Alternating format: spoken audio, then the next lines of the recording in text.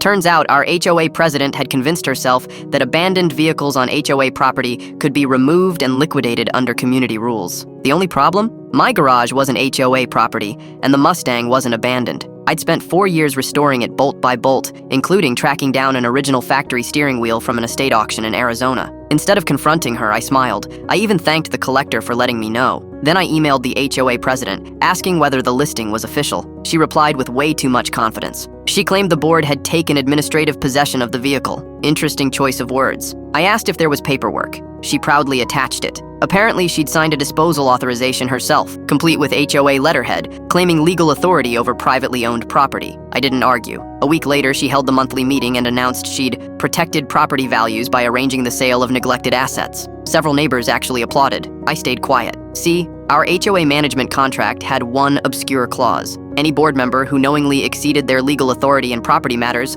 automatically lost the HOA's liability protection and became personally responsible for resulting legal claims. Most people never noticed that clause because it was buried on page 43. I forwarded her signed authorization, the fake listing, and the meeting minutes to the HOA's insurance carrier and the property management company's compliance department. 3 days later, the management company suspended the board pending investigation. The insurance carrier declined to defend her because she'd acted outside her authority. Then the collector she'd misled demanded reimbursement for travel expenses. The property management company billed her personally for the legal review. The HOA hired outside counsel. She had to hire her own. At the emergency board meeting, she insisted everyone was overreacting and claimed she'd been acting in the community's best interest. Nobody agreed. Within a month, she'd resigned. The board voted to reimburse every dollar wasted cleaning up the mess, and she was negotiating those payments without the HOA covering a single cent. My Mustang never left my garage. It did, however, end up getting appraised. After all the publicity, collectors suddenly knew it existed, and the appraisal came back almost $15,000 higher than before. She spent weeks trying to sell a car that wasn't hers.